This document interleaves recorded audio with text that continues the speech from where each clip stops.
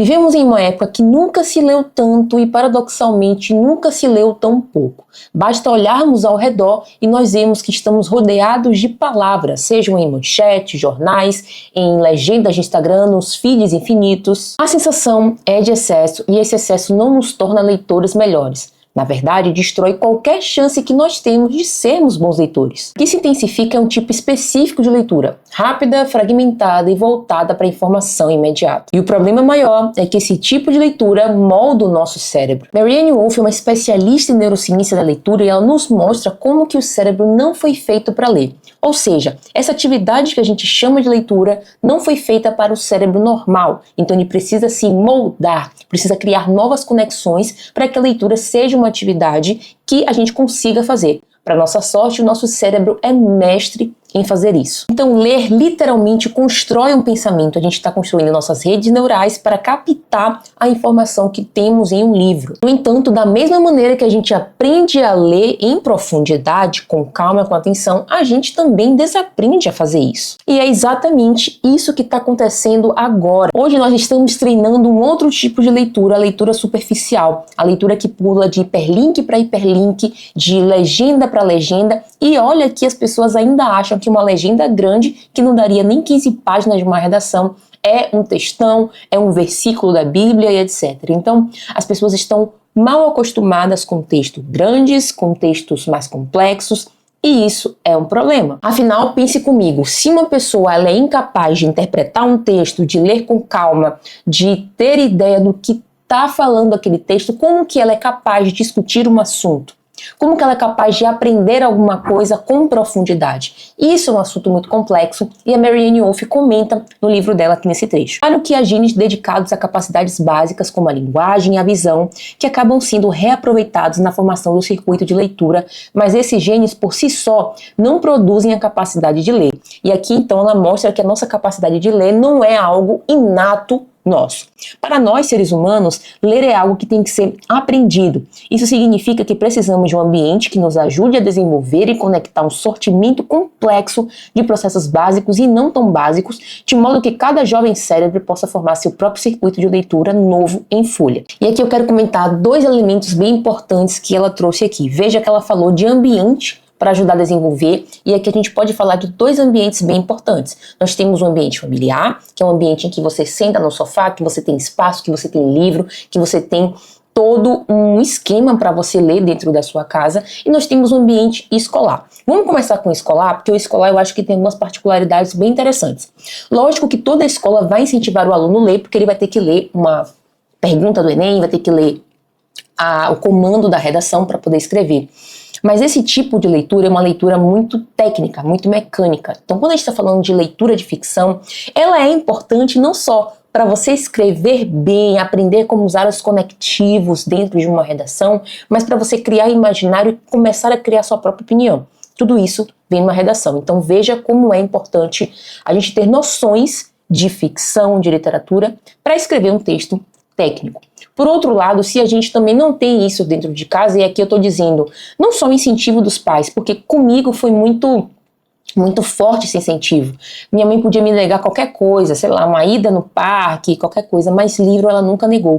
E acho que foi um dos motivos de eu gostar tanto, de eu entender tanto que a literatura é fundamental para a formação de uma pessoa. Então, se você não tem esse ambiente dentro de casa de uma boa leitura, livros disponíveis, não precisa ser uma biblioteca não, gente, mas livros disponíveis, um tempo de qualidade para ler, você também vai ter essa dificuldade de não só entender a importância da leitura, mas também se abrir, de colocar essa atividade tão estranha no mundo atual na sua vivência. E aqui não é um canal para falar mal da internet não, porque eu sou aficionada pela internet, eu adoro navegar, eu adoro pesquisar.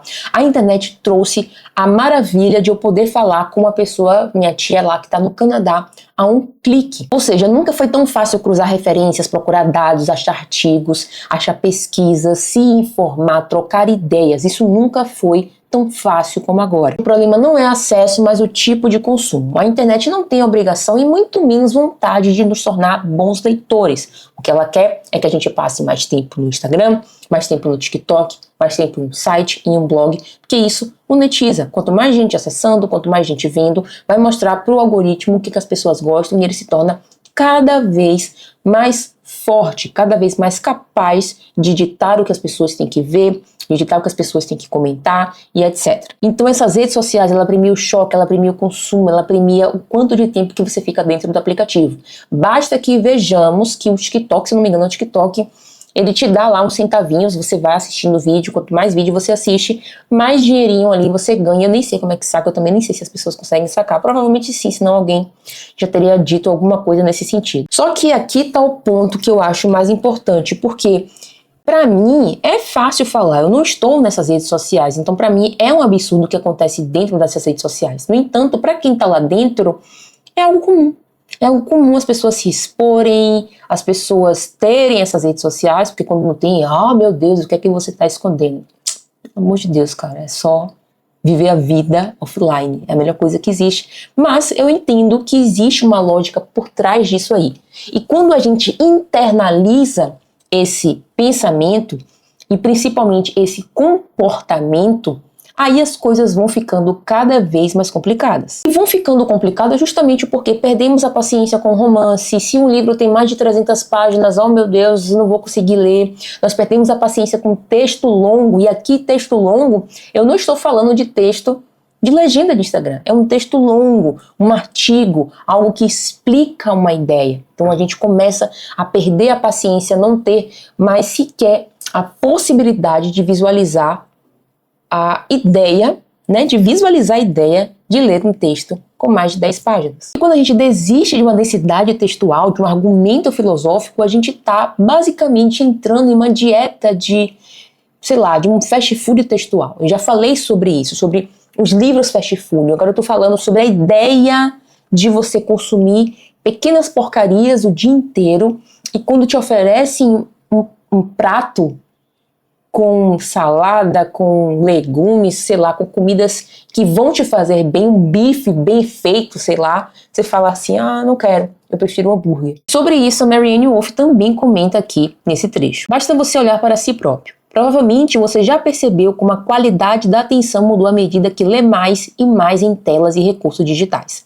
Provavelmente você sentiu uma sensação aflitiva de que alguma coisa sutil está faltando ao tentar mergulhar num livro de que já gostou. Como um membro fantasma, você se lembra de quem era enquanto leitor, mas não consegue convocar aquele fantasma atento com a mesma alegria que sentiu outrora ao ser transportado de um lugar fora de você para aquele espaço íntimo. As crianças têm ainda mais dificuldade porque sua atenção é continuamente distraída e inundada por estímulos que não chegarão nunca a consolidar-se em seus repositórios de conhecimento.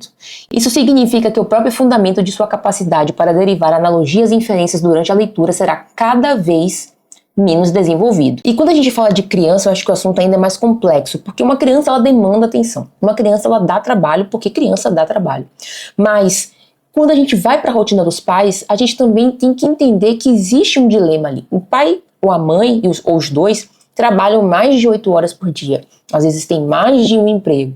Precisam dar atenção para os filhos, mas também precisam cuidar de si e da relação deles dois. Então, a TV, a tela, entra nesse momento de que o pai precisa de um respiro, né? Eu acho que nesse momento é super justo a gente apresentar algum tipo de tela. Porém, eu diria, e aí eu não tenho filho, então só uma opinião mesmo, que tem que ser controlado. A criança não pode ficar assistindo enquanto come, assistindo porque tem que ficar quieta, não pode existir essa associação, sabe? Mas enfim, eu não sou mãe, eu também não sou especialista em criança, isso aqui é só uma opinião, por isso que eu vou ficar por aqui mesmo. Otto Maria Carpo traz algo bem interessante. Cada época pensa como lê e lê como pensa. No Barroco, por exemplo, o homem estava entre o sagrado e o profano, entre o artifício e a fé. Hoje nós vivemos esse mesmo espírito da contradição, mas agora voltado para o mundo digital, voltado para a internet. A contradição digital é viver uma vida real ou viver uma vida de aparências, postar que eu estou viajando ou aproveitar a minha viagem. Como conseguir equilibrar isso ou como simplesmente conseguir viver a vida real sem precisar postar o que eu tô fazendo todo o tempo. E eu diria que o nosso dilema de hoje é como viver uma vida real sem necessariamente ficar postando tudo que eu tô fazendo, tudo que eu tô pensando no Instagram. E o algoritmo, ele é eficiente, a gente sabe da eficiência dele, porque basta imaginar que em poucos minutos no TikTok ele já consegue mostrar assuntos os quais a gente se interessa. E em 1950 teve um experimento bem interessante conduzido pelo etólogo Nicholas Tinbergen. O que o Tinbergen fez? Ele pegou um grupo de aves que tinha uma espécie de um sinal, era algo vermelho no bico, que quando os filhotinhos bicavam, a mãe ia lá e dava comida. O que ele fez? Ele pegou uma madeira e pintou de vermelho vivo.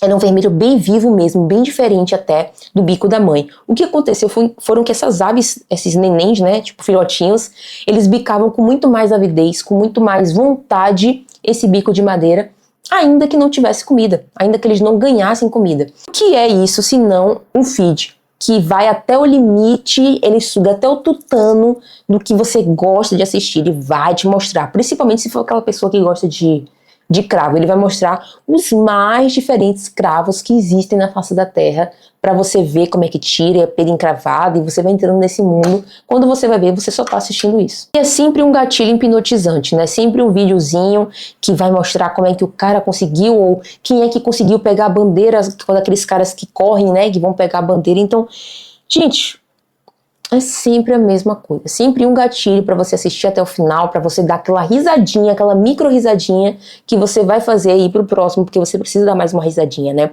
Então vai pro próximo, vai pro próximo, vai pro próximo e assim por diante. No final das contas, o que isso gera? A gente já sempre preferiu o falso ao real, o exagero à naturalidade, a falsa sensação de estar acompanhando alguém, quando na verdade você só está vendo o que ela quer te mostrar. Porque nós estamos nos tornando pessoas que nada mais tem graça. Se tudo é super estímulo, coisas mais simples não tem graça. Pegar um romance é um sacrilégio. Ler um texto é um sacrilégio. Porque não existe uma recompensa, não existe uma moedinha no final do texto. E sobre isso a gente também tem um trecho aqui da Marianne Wolf.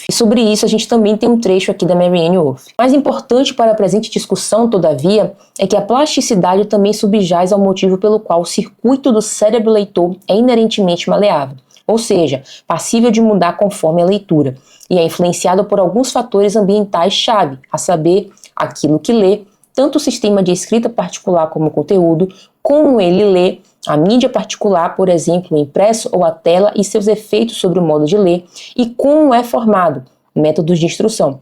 Ponto crucial da questão é que a plasticidade do cérebro nos permite formar não só circuitos cada vez mais sofisticados e expandidos, mas também circuitos cada vez menos sofisticados, dependendo dos fatores ambientais. O que ela quis dizer no final das contas é que tudo depende do leitor. O leitor precisa decidir o que ele lê, ele precisa decidir como que ele vai ler e onde ele vai ler. Com essas três questões resolvidas, ou pelo menos com essas três questões conscientes em você, você vai se entender que nem sempre é bom ler no celular, nem sempre é bom ler no tablet. Ana, você lê no tablet? Eu leio no tablet. Mas eu não dispenso, por exemplo, o livro físico. Eu não dispenso. Eu tenho livros físicos, eu faço um esforço maior para equilibrar, nem só sempre ler no livro físico, porque às vezes um livro é grande e não dá para levar para todo lugar, mas ler no livro físico faz toda diferença. É um movimento sinestésico de passar página, de pegar o livro.